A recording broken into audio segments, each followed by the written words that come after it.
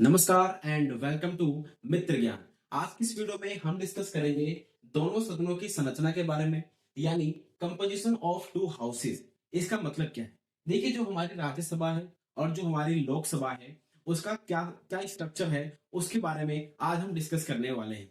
इससे पहले हम एक वीडियो बना चुके हैं जिसमें हमने आपको संसद के बारे में थोड़ी बहुत जानकारी दी थी। अगर आपने वो वीडियो नहीं देखी है तो आपको ऊपर आई बटन पे उसका लिंक मिल जाएगा, उसको आप जाकर वहां पे देख सकते हैं। तो चलिए वीडियो को शुरू करते हैं बिना किसी देरी के। देखिए, जो हमारा राज्यसभा है और जो लोकसभा है उसके आर्टिकल्स की बात करते हैं।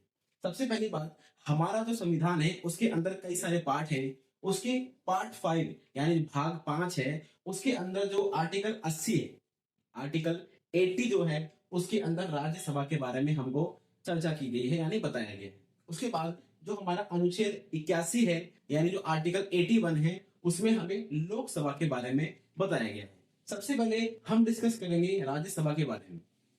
देखिए, होता क्या है, जब हमारा संविधान लागू हुआ था उसके अंदर जो मैक्सिमम लिमिट दी गई थी मेंबर्स ऑफ पार्लियामेंट की, यानी एमपी की, कि कितने एमपी होंगे राज्यसभा के अंदर, वहां पे लिखा गया था 250। 250 मेंबर ऑफ क्या होंगे, पार्लियामेंट होंगे किसके अंदर, राज्यसभा के अंदर। यानी 250 लोग ही बैठ सकते हैं राज्यसभा के अंदर। और ये 250 लोग कहाँ कहाँ से आएंगे? 238 लोग आएंगे राज्य से, यानी राज्य के अंदर जो विधानसभाएं हैं उसके अंदर जो इलेक्टेड लोग हैं वो लोग इनको चुन के यहाँ पर भेजेंगे राज्यसभा के लिए। 238 लोग आएंगे। और प्रेसिडेंट, जो हमारे प्रेसिडेंट हैं, वो 12 लोगों को मनोनीत करेंगे या फिर नॉमिनेट करेंगे। ठीक है, इनको जोड़ोगे तो आपको 250 लोग मिल जाएंगे। लेकिन होता क्या है, अभी प्रेजेंट समय में जो राज्यसभा के अंदर जो मेंबर हैं वो आपको 245 देखने को मिलेंगे। ठीक है, कितने मिलेंगे? 245 देखने को मिलेंगे। अब डिस्कस करते हैं कि ये 245 लोग कहां से आते हैं। देखिए, 245 में से 225 जो मेंबर हैं वो राज्य से आते हैं, यानी राज्य के अंदर जो विधानसभाएं हैं वहां पे जो इलेक्टेड लोग हैं वो 225 लोगों को राज्यसभा के अंदर भेजते हैं। उसके बाद हमारी कुछ यूटी भी है, यूनियन टेरिटरीज, केंद्र शासित प्रदेश, वहां से 8 मेंबर आते हैं। उसके बाद जैसा कि मैंने ऊपर बताया था, प्रेसिडेंट 12 लोगों को मनोनीत कर सकते हैं अपने हिसाब से जो उनको सही लगे। संविधान के अंदर उसके बारे में भी कुछ लिखा हुआ है, उसके बारे में हम आगे चर्चा करेंगे। तो यहाँ से अगर इनको जोड़ोगे 225, 8 और 12, 245 लोग पूरे होते हैं। ये हम बात कर रहे हैं राज्यसभा की। राज्यसभा का जिक्र किया गया है आर्टिकल नंबर 80 में, अनुच्छेद नंबर 80 में। ये हमने किसकी बात कर ली? ये हमने राज्यसभा की बात कर ली। अब हम बात करेंगे हमारे लोकसभा की बात।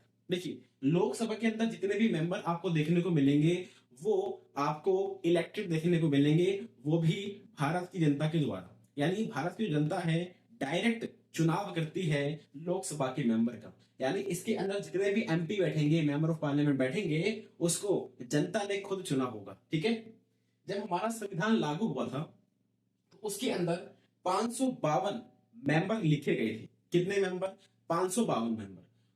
ठीक है, ये मैक्सिमम लिमिट है, ये ध्यान रखना आपको, मैक्सिमम लिमिट है। अब इसमें हुआ क्या था कि 550 प्लस में दो। अब ये प्लस में दो है ना, ये दो मेंबर प्रेसिडेंट नॉमिनेट करते थे। वो कौन होते थे? वो होते थे एंग्लो इंडियन। ठीक है, वो कौन होते थे? एंग्लो इंडियन होते थे।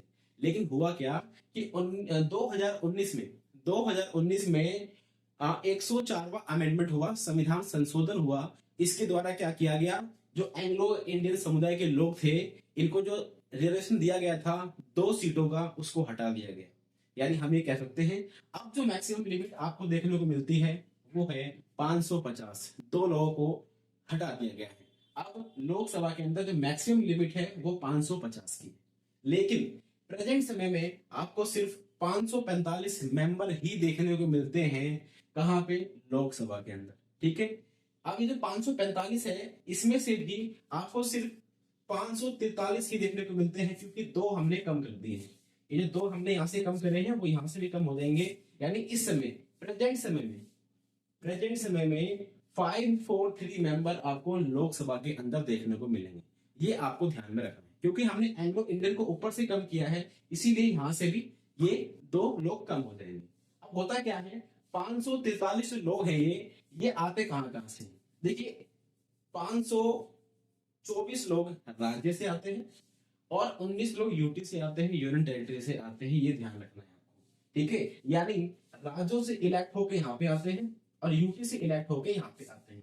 इनका इलेक्शन कैसे होता है ये आप जानते हैं। जब लोकसभा के इलेक्शन होता है, जनता डायरेक्ट इन मेंबरों को चुनती है और ये यहाँ पर लोकसभा के अंदर एक मेंबर बन जाते हैं। तो आज की वीडियो में आपने कंपोजिशन ऑफ टू हाउसेज यानी राज्यसभा और लोकसभा के बारे में समझा। अगर ये वीडियो आपको अच्छी लगी है तो हमारे चैनल को सब्सक्राइब करके, लाइक करके, शेयर कर दें please. Thank you very much for discussion.